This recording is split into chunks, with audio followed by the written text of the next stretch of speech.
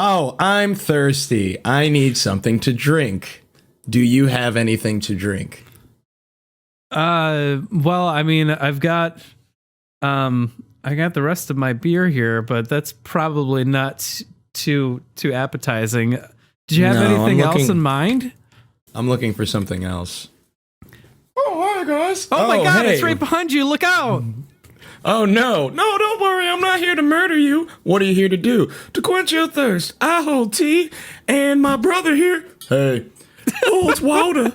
Wow, so you hold tea, and he holds water? Yeah. Now, TK, I do need to know, did your brother die in an alternate universe, and this entire thing, it's a construction of your own reality so that you can be together with your brother again? I may or may have not been recasted from a different universe, but it's all very confusing. You have to find out in about 2 episodes. Two episodes or so, I'd say. Two of our episodes. 2 of your episodes. Yeah, just wanted to let you know, if you ever want to buy replicas of me or my brother here, you can go to Amazon.com. Link is in the info. Nice seeing y'all again.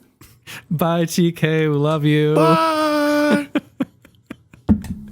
Hey, Dan. How you doing? Hey, Tony. I'm pretty good. How you doing?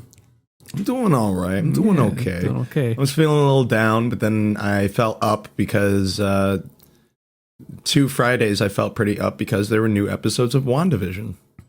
Indeed, there were. And they're pretty solid episodes of WandaVision, but I do have a confession. What is your confession? You didn't like them? That is not the confession. I actually did enjoy them quite a bit. I think that I might not be a Marvel fan. I think you may have been suspecting this for a while. I think that... Yeah, I have a confession. I knew you weren't a Marvel fan, but you endured. I think my other confession is that I might be watching this for different reasons than the majority of the viewing audience, and that's fine. Everybody can enjoy anything in whatever way they want to, and I'm glad that we both happen to find overlap in our Venn diagram of enjoyment.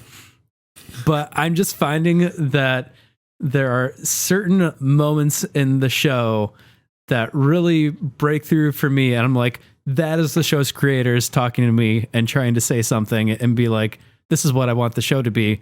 And then there are other times when I'm like, this is a real Marvel product. That's where you see the white gloves of Mickey Mouse come in. And they're like, yes, no, indeed. we need to make this less enjoyable for Dan. I would really popcorny. I think that there's probably a separate show where, you know, Vision and everybody in Wanda's reality here is being controlled by Wanda or somebody else. And similarly, there's the show and the show's creators, which are being controlled by a global conglomerate looking to deliver a consistent, homogenous product every time. Oh yeah, and I think that we're getting more and more breadcrumbs of the evidence for that. But I will agree that episode 7, I think we'll reach a point where I will say you definitely loved this part, and I shared that love with you, even though you experienced it much later than I did. Yeah. But episode 7 was, to me, mostly that, I don't know, for me. I think that we're kind of jumping in a little bit quick here. I'm sorry, 6. I was talking about 6. We are, because we took a break week, we are back with coverage on the last 2 episodes. And again, we're going to just assume that everybody's already watched this because it's been 2 weeks now, and we're kind of in the thick of it. So if people are watching WandaVision, they're watching it consistently.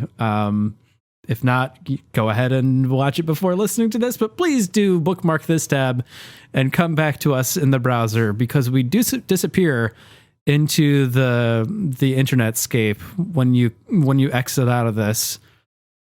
We cease to exist in real life, much like the reality created by Wanda, it is sort of a hellscape that we are trapped within until you press play again. So please think about us.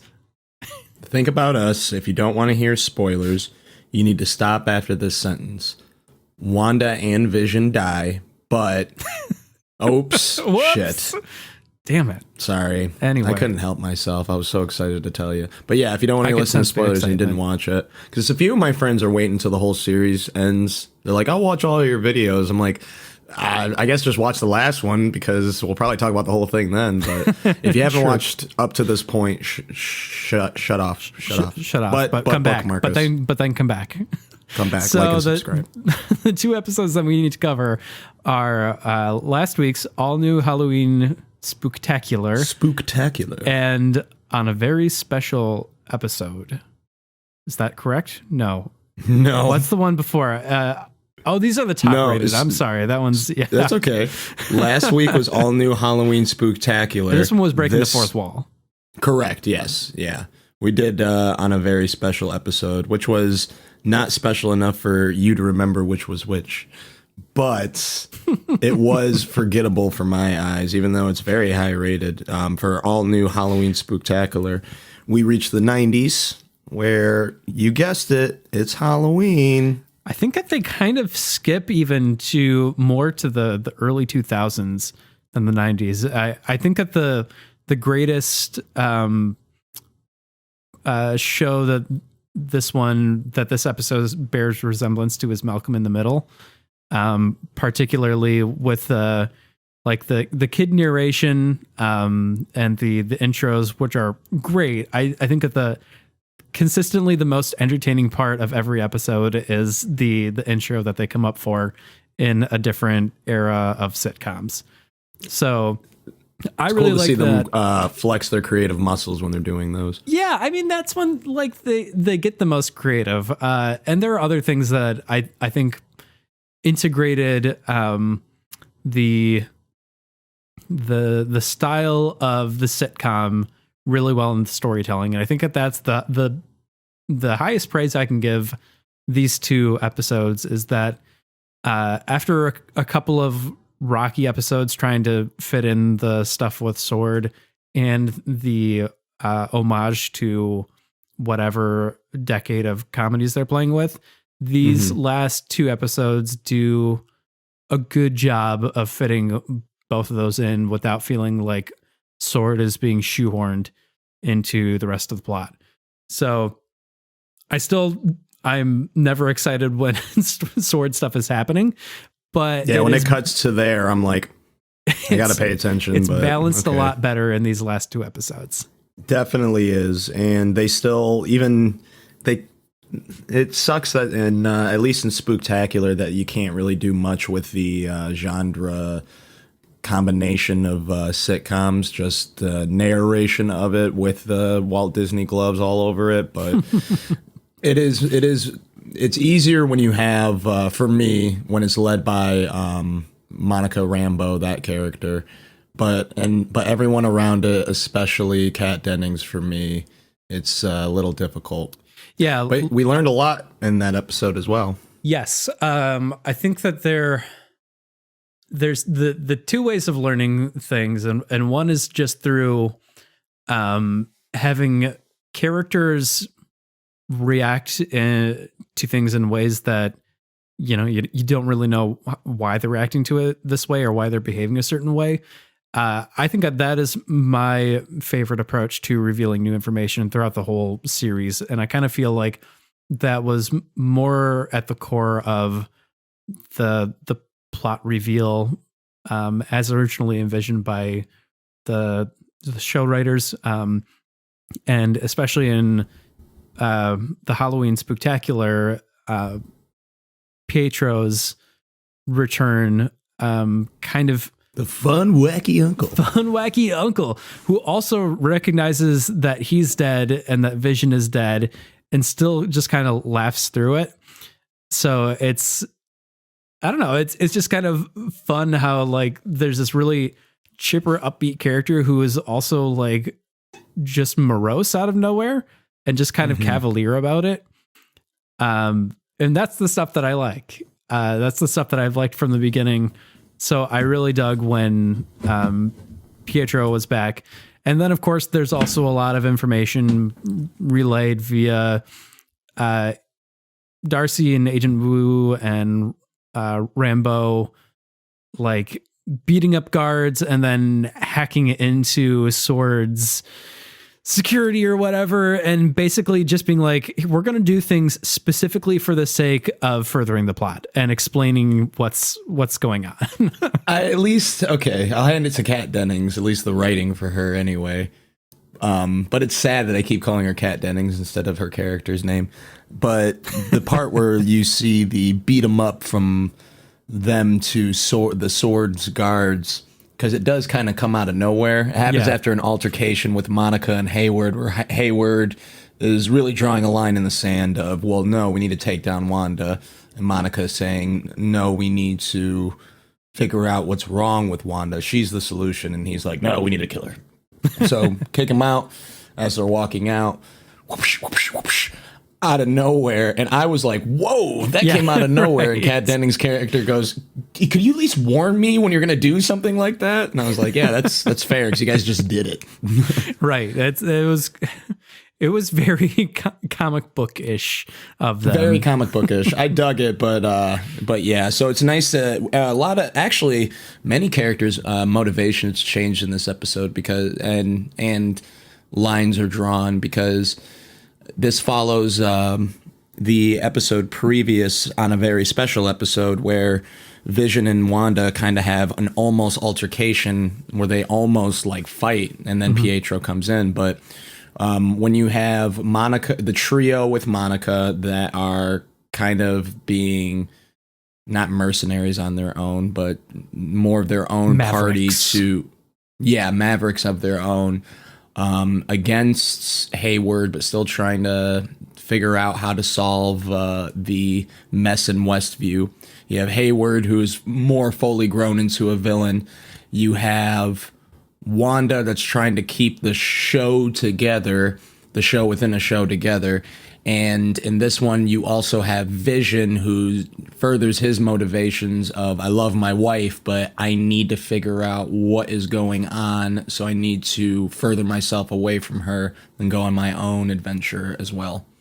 Yep. So he pretty immediately sets off on his own towards the edge of the hex. And then the climax of that episode involves him stepping out and beginning to fall apart, and Wanda expanding the bubble to catch him in it, and also to catch a lot of Shield personnel or Sword personnel. And, God, I didn't even notice you said Shield, because they're the same. They're the same thing. Except that I did like it when the bubble grew, that they turned into a circus entertainers as well. I thought that was cute, but we learned that Vision needs Westview's bubble to survive, apparently. But also, crap, I thought of something and of course I forgot it. I'm sorry. Also, no, I can't remember. You need to cut that. Gonna clap it in. Anyway, there are. Yeah. Go for it. Because I see we're stepping away from the episode, but why I hated this episode why this episode's my least favorite besides the sword centric episode is. Even though these episodes are half an hour long, this has a common episode fatigue, where you'll notice that about 12 minutes could have been cut out of it. And during Vision's investigation of Westview's towards the outer skirts of Westview, it's a lot of him seeing like the clothesline scene where the woman is not having clothes, but it looks like she's hanging up clothes. There's a tear coming down. If you clock that scene in, it's about 6 minutes of him staring at people. When you know Vision's smart enough to know, okay, we get it, you know something's up. But it was a lot of filler of him investigating. Right. And it brought me out a bit. And I'll agree with you. I actually enjoyed that episode and that part of it quite a bit, but I also understand why it doesn't work. And I think that is because like there's no mystery in it. We as the viewer already know everything that Vision doesn't know. So that's true. Him stumbling across this kind of like spooky environment where like we know what's going on and we're just watching him react. But it's not a shock. It's not anything new to us. So you're right. I think that from where the story has progressed now and where moreover it's been presented as a show, as like a production, that really has no impact, much like a lot of previous moments that build up to be a little bit spooky, like Vision in his office snapping one of his coworkers out of Wanda's trance, or the Hexus trance, and that guy like freaking out.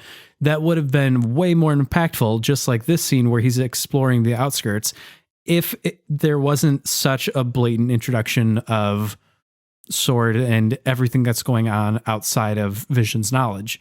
If we were like progressing, being revealed the same amount of information as Vision, then that scene would have had a lot more purpose and impact.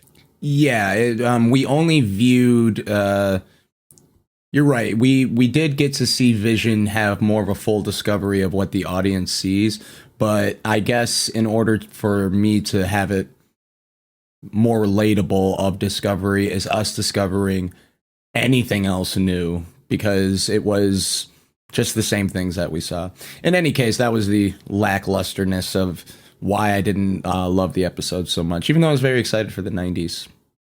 Yeah. And you're right, Malcolm in the Middle. I didn't think of Malcolm in the Middle at all. I was kind of thinking of Nickelodeon TV shows like Sabrina, or the other Clarissa Explains It All, but without a laugh track. But Malcolm in the Middle, you hit it on the head for sure.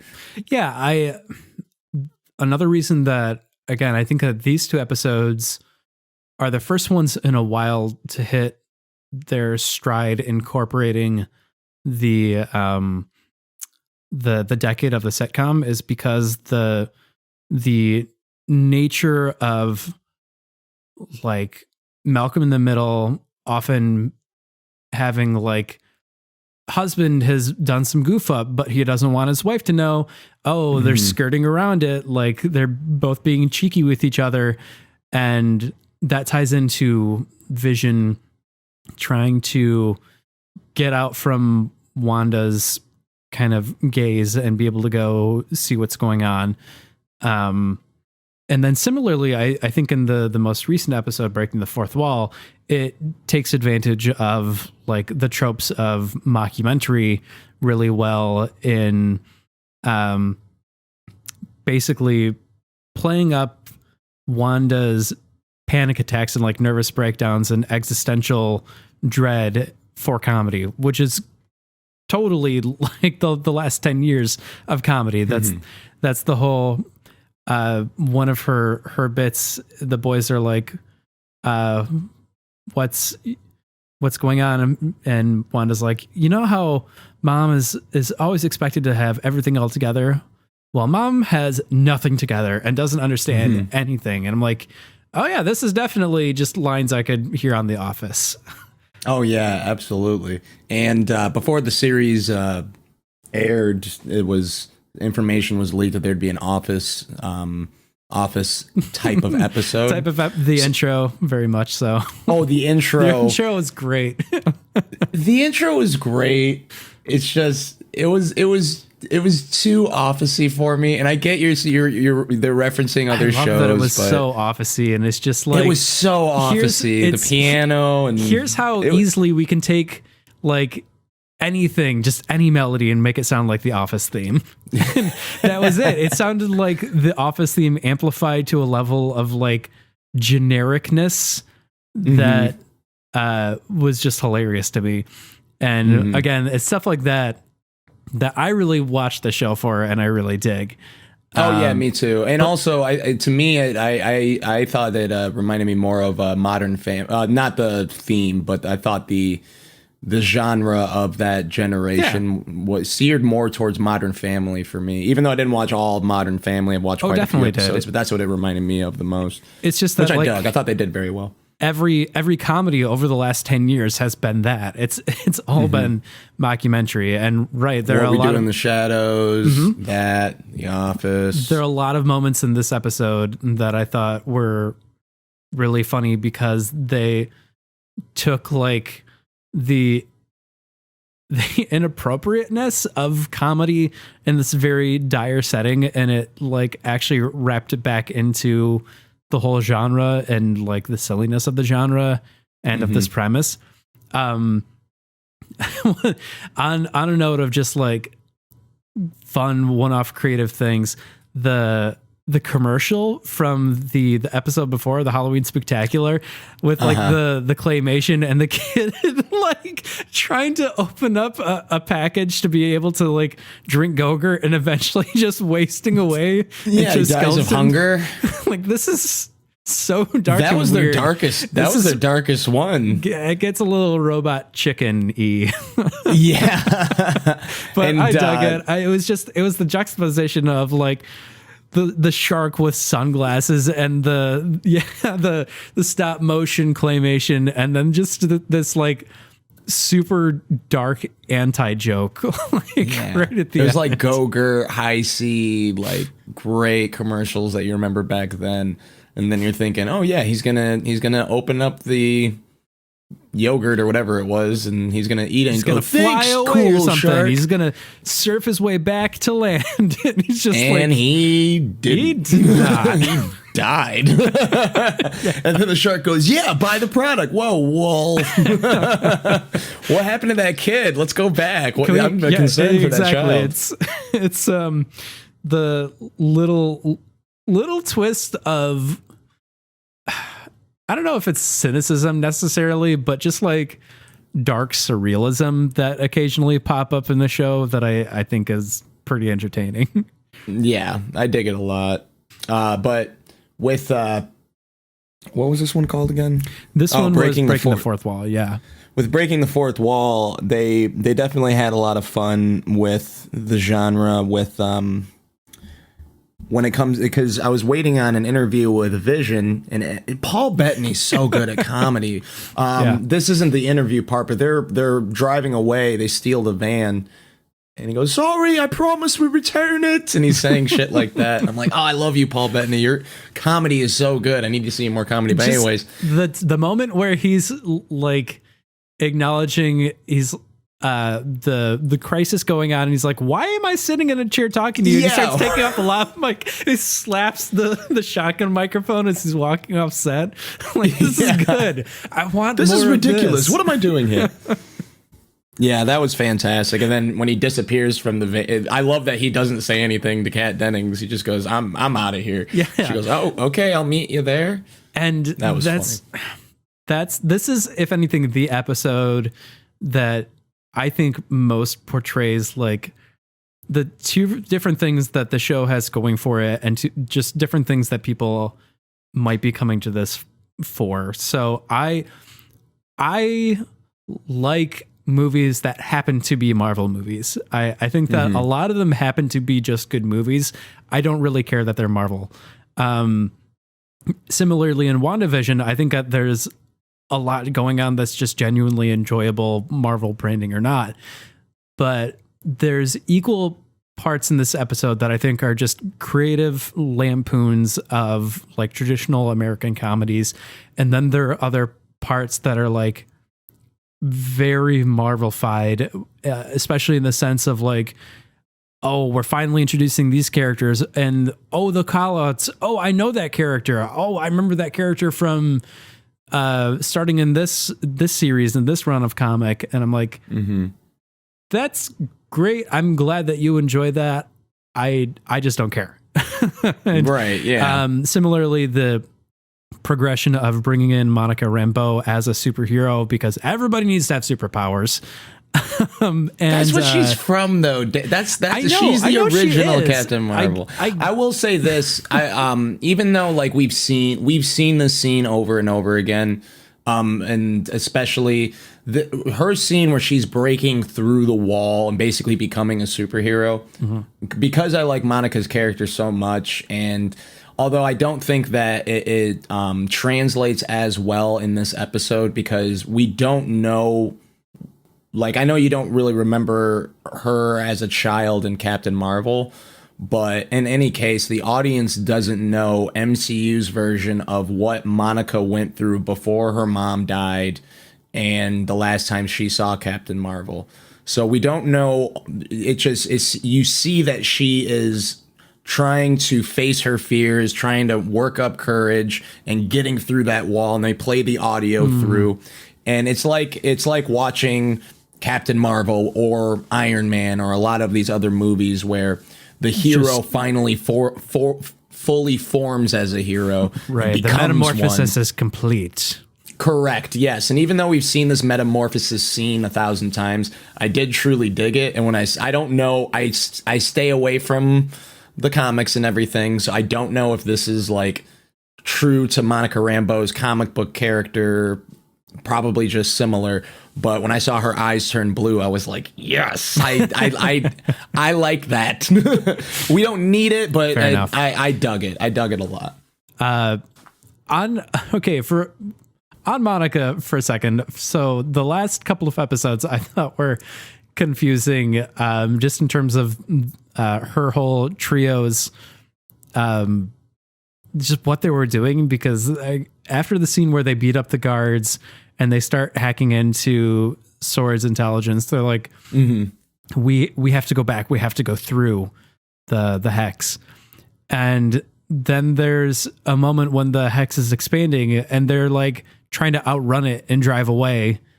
And like, okay, wait, I thought that you were trying to like confront the hex and go back through it again. The only explanation I have for that, it is overall, like, any Sword scene is so marvelized that when they're explaining, like when Kat Dennings in the main Sword episode goes, when they're like, how are we watching this television series? Oh, science mumbo jumbo. Oh, yep. Okay. In the science mumbo jumbo of yeah, we need to get back in the hex, Kat Dennings goes, no, you can't go back because it's fucking with your molecules. So they wanted a safe way to get back in. Of course, it didn't really matter because she just ran in anyways. And that was the other thing with the bringing in the armored shuttle. I'm like, in fiction here, it's been 2 days. Like, how in the hell did you have the time and resources to make that happen and brand it with all of the Sword like logos and stuff, logos and everything, and just drive it in for something that's ultimately like, why can we just cut to Monica being like, you know what, I gotta cut away from everybody and rush in.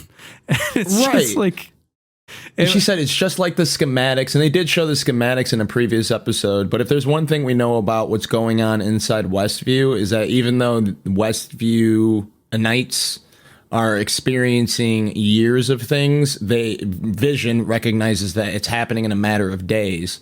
So there's no damn way that they built that vehicle in a matter of days. Way, but it's also like, this is at the moment narratively when they are on the outs with the director, Hayward. And he was basically having them kicked out, but for some reason she's still got this crazy armored space shuttle thing, and she still had people that were like, yep, we're on your side and it's ready. And it's like, nobody put out a memo of being like, hey, we're escorting Rambeau and the trio of plucky characters off of Sword headquarters. Yeah, what happened to those guards? What happened that they beat up? Why is everybody still just like, you go get him, Monica?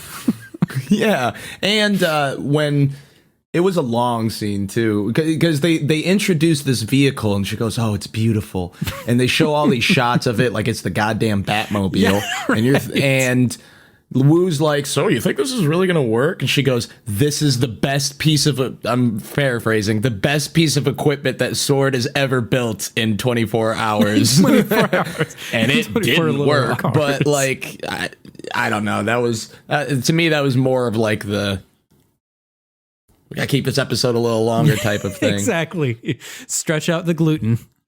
Yeah. Gotta In any make it. case, Monica In made any it through. case, She's got Monica some makes it powers. through and confronts Wanda, and then Wait, before we get there, I know we're Yeah. getting there soon, and I'm excited. because it's another moment that's, to me, is just like the same with integrating Monica into this. Anyway, what were you gonna say? Well, before we not hop into that. all this? Well, okay, so because we're gonna lead to like the big finale. This commercial was my favorite. Yeah, it was pretty good. Not only was it, it's a drug commercial, and I can't remember even what it was. Nexus. But it was not only fun and like, you don't watch Community, right?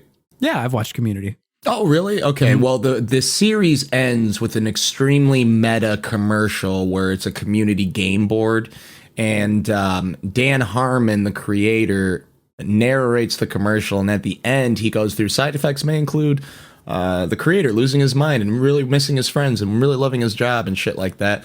And even though the show in itself is meta, this is really meta because it's like, and now you're going to learn, you're going to wake up from your existential crisis and learn that you have to move on and shit like that.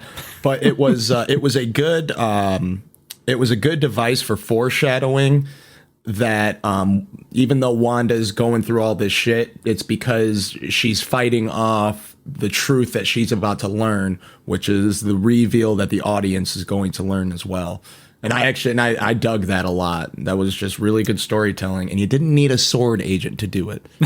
Right. You did it through the mediums that you were like working with and parodying. And that are your strengths as well. The audience is smart enough to pick up on subtext and not need everything explained by discourse via two sword agents who just hacked in and got special security protocols and they know what's going on. But anyway, okay, so the big reveal being the introduction of No. Okay. So lead me, O leader. Monica confronts Wanda. I liked that scene because Monica's like, "No, you're not going to kick me out. I'm going to stand and I'm not going to fight you." Yeah. I liked that. That was it. Also, the biting line earlier. Yeah.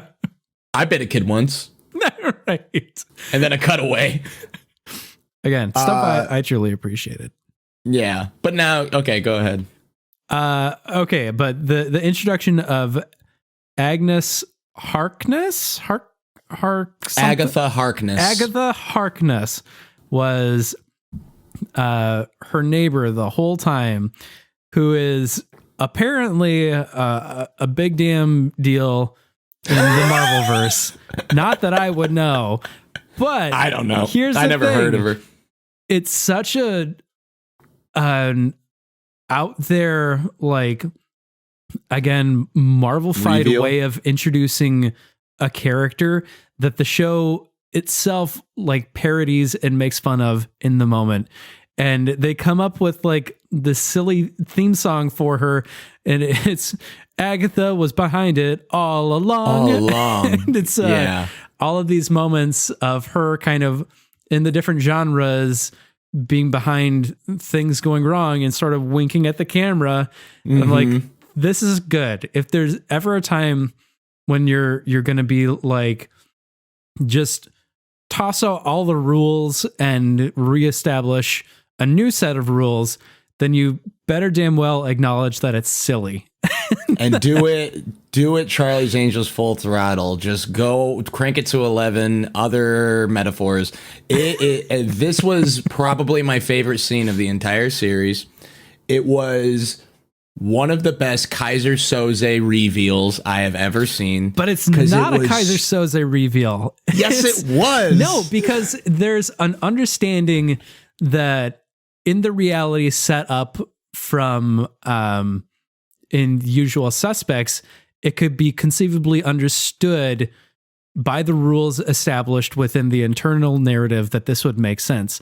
This is just being like, here's a character that you didn't think of, and sure, how about she has magical powers too, I guess. Why don't we just assume that anybody can have magical powers and doesn't matter? It's not, it doesn't make me look back on everything and be like, oh my gosh, I was missing all the cues, because it's just like, well, fuck it. Here's another character that has magic powers. Granted, they didn't set up the series as okay. So a Keyser Söze reveal is more of in the genre of a whodunit, because Usual Suspects, you see a shadowy figure, and you're kind of thinking, well, it's got to be somebody in the cast. In this show, early on, they say it's Wanda, it's all Wanda, so they get rid of any inclination that it could be one character behind it all or a character behind anything. Just the question always was, up to it was all Wanda, was what's going on, not who is doing this. And then it's Wanda is all doing this. But for me, it was before Wanda, and the viewers will know, I'm trying to figure out what's what and who's who and whatever. But I think that in any Marvel movie or iteration of any kind, there is always a big bad. So it was me trying to figure out who that big bad was without reading the comic books. Watching the series, trying to stay offline, I knew that they were going to introduce a villain, and they tricked me with it's all Wanda, even though I kept because fighting it. Because they literally say it, yeah. So yeah, they did that. It was a forceful turn. Like it was to make audiences not look at anyone else, I guess. But right. I was still like, there's something else going on. That's another reason that it feels disingenuous, is because the show's creators blatantly said it through another character, whereas there's, when you go to the end of Usual Suspects, you look back at it and you can see all along the loopholes where we have been led to trust what this character is saying, and that's an organic trust that's being built throughout the narrative between us and the character. And Keyser Söze his physiology doesn't change at the end. It's just that he was really good at lying. It always could have been him. He was there the whole time. We just trust him because he's the narrator. But he doesn't intrinsically change as a character by the time that there's the reveal. I would argue he does. He became a better walker. His physiology changed. He was lying. Before. Yeah, and so was Agnes. It was more that it was like, okay, so again, by that logic, like, I don't know, it could have been anybody with superpowers. Like, if that's the way that we're going to go, like, okay, I see what you're saying.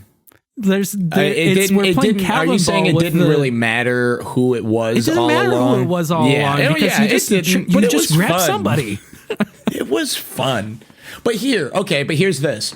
So, one of the biggest things that we realized episodes ago was, or at least we talked about, and granted, what I'm saying hasn't been like fully established, but I would say we're going to be onto something, is before the magic show happened at for the children for the children, which makes me think that this whole thing that Agatha's doing is to make her have kids and steal their kids for weapons or whatever the hell Marvel thing they're going to do.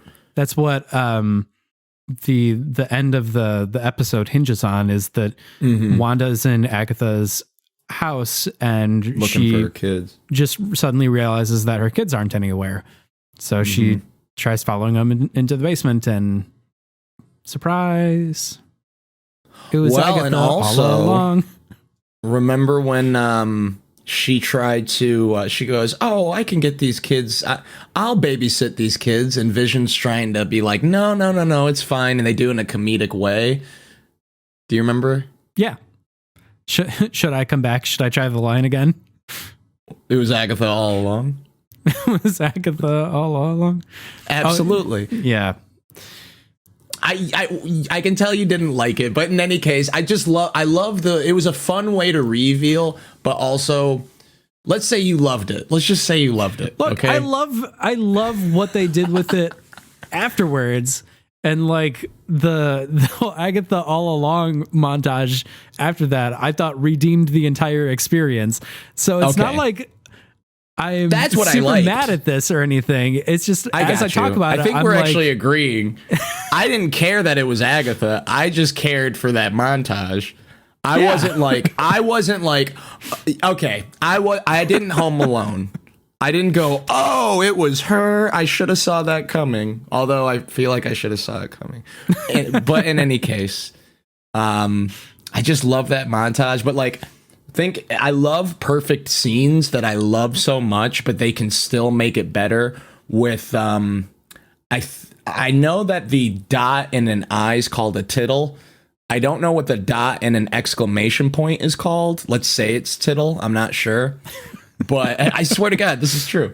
I don't know about the exclamation point, but like, it was like, as I'm watching any perfect scene, if I'm watching it, it's like the line of an exclamation point's being drawn.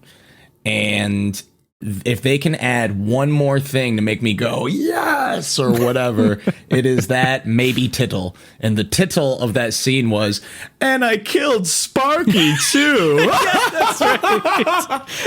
I laughed so fucking hard. I clapped. Right. I was so happy. I was like, that is so fucking great. Again, that was to me just like the claymation kid just like dying and turning into a skeleton of just like. But that wasn't me being like, that was perfect. That was me being like, what the fuck? But oh my God, this whole series was worth it for that scene. I just loved it so much. The series is worth it for a lot of scenes. A lot of scenes, I think for sure. But though, when there's finally the creative liberty to get like exceptionally like goofy or I don't know, just creative. That's when these things shine the most for me. It's the same thing for all Marvel products to me. It's like there are always like takeaways that I have that really wind up like outshining the rest of the film. And it's often on like my subsequent viewings that I start to realize how long some of these things are. But I remember them positively because I really like certain moments. And you know, and this was no different. Yeah, I think this is the same thing. Like I just, I really like certain moments, and then I walk away from the rest of the episode being like, that was pretty good, because it has just some of those like really colorful moments that I like a lot. I wish that the entire series was more like those episodes, but I still always manage to like leave it feeling generally positive about having watched what I watched. Well, at least you had a generally positive one. Oh man, that scene was so good. But I don't know if you noticed, there's a mid-credit scene. Yeah, I did catch that. Yeah. With the Pietro being back. And I was like, I'm still here. Okay. Right. I don't care about that anymore. I'm like, you were never not here. I did wonder like what happened to you, because you weren't killed during the last episode. You're just knocked back. Like Wanda just knocked him back, and then he was just gone. And real quick about Pietro, that I know you'll be like, I have no idea. Now the question is, because I explained to you last time that the casting thing is that this might be an introduction to X-Men universe because of casting Evan Peters, and Evan Peters was Quicksilver in there. If that Quicksilver is from the X-Men universe, and if this isn't the multiverse, if that was it doesn't make sense in one scene, which was on a very special episode, which was episode 6. So I'm going back one episode, where he's talking with Wanda, and we see a similar vision that Wanda has, and that is seeing a dead body, just like she saw a vision episodes previous. In this, she sees Quicksilver dead, and he's got bullet holes, because that's how Quicksilver died in the MCU. In X-Men universe, he didn't die at all. So that was super, super confusing, and like and fans are really scratching their heads over that completely. So I have no idea what they're doing with Maybe Quicksilver they just in general. brought back the actor that they liked more, because I remember him. But people are mad at that. I think that there's more than that, because Disney bought Fox and they can do whatever they want with X-Men now. So I don't know. It was worth mentioning though. But Hayward is gonna launch something next episode. He had one scene of "prepare to launch. We go today," and that was all you saw of him for that. I don't literally care. just watched the episode, and I do not remember that at It was all. so forgettable because Hayward is not a great villain. He is the head He's a cup of stormtrooper. vanilla pudding. He's a that cup of scowls vanilla. now and then. Yeah. In any case, Agatha scene was great. It was good to see some comedic parts. I'm glad Kat Dennings wasn't in it as much as I was scared she was going to be in it. I'm so mean to her. I hope she never watches this. See, that's But- funny because like I don't like her, but I like her about as much as I like Wu, and like for some love reason Wu. you're so into that character, and I don't understand. I love him. I love him so much. I think it's because I like Randall Park, the actor, so much. But Wu is just funny. He's positive, and he's like a Boy Scout nerd. Like, I think she said something like, "Well, what?" And episodes ago, I think Monica said, "Well, what happened?" He goes, "Oh, you know, same basic story. A kid that was from the streets," and like he's talking about his main life, and it turns out he goes, "Oh, you mean what happened with Vision? You weren't talking about me." Anyways, it's little cute, like dorky scenes that I just really enjoy from him. I do not enjoy the dorky, snarky Kat Dennings charisma. It's not think- enticing to me. For me, it might be that Agent Wu has a permanent like confused but hopeful sort of a look. It's kind of a yeah. That's I don't know what's going on, but This is man, my look. things- This this is his look. me- That's my one expression that I have. Okay, you now I don't like Wu. Thank you for ruining that character for me, piece of shit.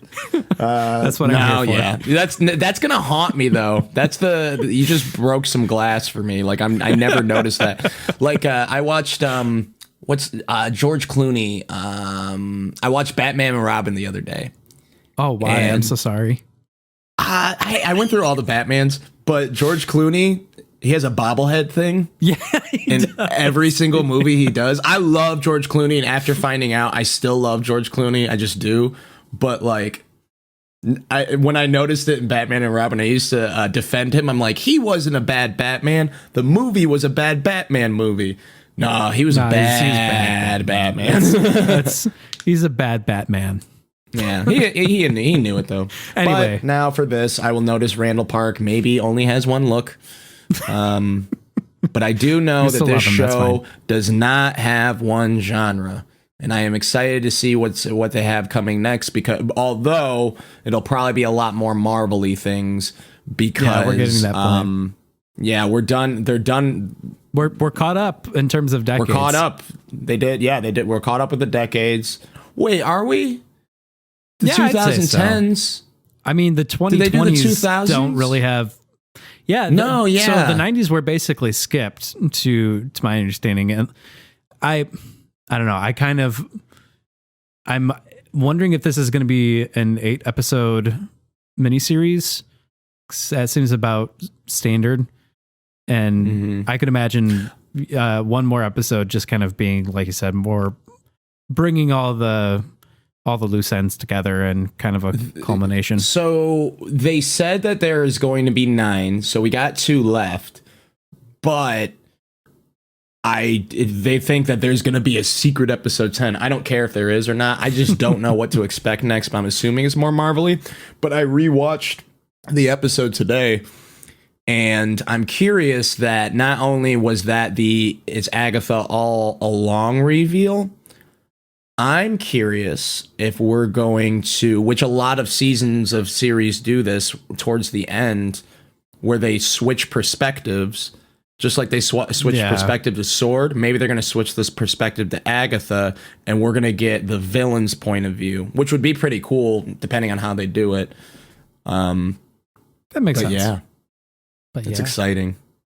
And I know a little bit more about her too, but I won't say it. I'll maybe mention it on the last episode. But they are going to explain it. But someone confirmed it for me the other day, and I was like, okay, whatever. That's So overall, you're so this show compared to other Marvel movies. Are you happier? Are you having a happier takeaway? Yeah, I mean, I'm trying to remember the last time that I like thoroughly enjoyed something in the Marvel universe. I think probably like Spider-Man Homecoming is probably the last one, and just in general, anytime that it leans heavily on cinematic universe tying in, I tend to enjoy it quite a bit less. But yeah, I mean, I don't know. I like that this still got even those like first 2 episodes to just be weird and everything. Even like first 3 episodes to just be weird and strange. And there's still like a lot of glimmers of that I really dig. It's just such an interesting way that they've managed to hook my attention and hook the attention of so many fans of Marvel. It's just that like our levels of enjoyment tend to be inverse, I think, whereas when this is more like idiosyncratic and like more genre aware and playing with the medium, I like it a lot more. And those are usually the episodes that get like a lot lower ratings on IMDb or whatever. Yeah, So, everyone talks shit about this show until the Sword episode, and Until we the were Sword like, episode, "Oh and man, I this was show like, oh, sucks man." now." yeah, I don't know. I guess that there's just there are a series of built-in expectations for any Marvel product right now, and I tend to enjoy a lot of their stuff the most when they are kind of veering away from those expectations. Yeah, I think that you have the strength of being like, "No, I don't like that," and when I watch it, I'm like, "I'm gonna ignore it. I'm gonna try to." I know this is stupid, but I'm gonna try to enjoy it. But I'm doing that to some degree too. Like I said, I think that the episodes don't feel as long to me as they could have if it wasn't for those little takeaway moments that I have, that I wind up focusing on in retrospect much more than the belabored exposition and all of the forced quirky charisma, where I'm like, the character Wanda and Vision and everything happening in their show is hilarious, and like, why can't we just have those characters' voices be the predominant like humor throughout the series, rather than bringing in the quintessential Marvel quippiness? yeah, and it's the audience's fault, though, sadly. But here's what the audience doesn't get: that if this would have been a straight up Sword series, it would not be as popular. But then again, is it the mystery that people were intrigued with, or do they actually enjoy the sitcom aspect? I think it was the mystery, sadly. I But, think it's for the me, mystery. was I think it's the sitcom-y. integration further of the cinematic universe that is bringing in a lot of viewers. But I don't know. I also don't really go hunting for reactions to this stuff. I'm just narcissistic and apparently just like what I like, and I have a show about that. So And that thank is you your for- right as a moviegoer. right. Well, I'm excited to see what happens, even though I do think it's not going to be as good. But I'm just happy that I had that Agatha scenes. I'm just so happy I had it. I'm so happy. So happy. All right. It was great. Any final words? Trying to think of another Marvel property that people could go watch that they might have passed on at first. From the MCU? From the MCU, or I don't know at this point. When I was younger and dumber, I thought that Thor: The Dark World was better than Captain America: Winter Oh Soldier. lordy, let's not go back there. Oh my god, dude! I don't have good things to say. I haven't about rewatched it since because Winter Soldier, everyone's like, "Dude, Winter you're Soldier wrong." is man, super good. Maybe go everybody go watch Winter Soldier just for the heck of it. Because I recently went through all of them, and no, like Ragnarok is definitely the one that stands out the most. Yeah, but, Ragnarok is great. But no, I think they're all pretty lined up. But I will say, Endgame just has some of the best movie theater moments I've ever seen for sure. I loved it. Oh, she was eating Cool Snap cereal. Cool Snap cereal. When she like sniffs it and has to make sure that it's fine because the milk keeps changing. That was a thing in this episode. Anyway, this episode really has been done confused me. for like 10 minutes. Oh yeah, it's We're been done still for a while. talking. Yeah. Oh well. Well, if you made it this far, thank you. Unless Kane cuts it. Until next week, I'm Tony. And I'm Dan. Goodbye. I think you're turning into a ghost. I'm turning into a ghost witch. When you and did I was that. behind the podcast all along. There you go. That's the reaction I was hoping for.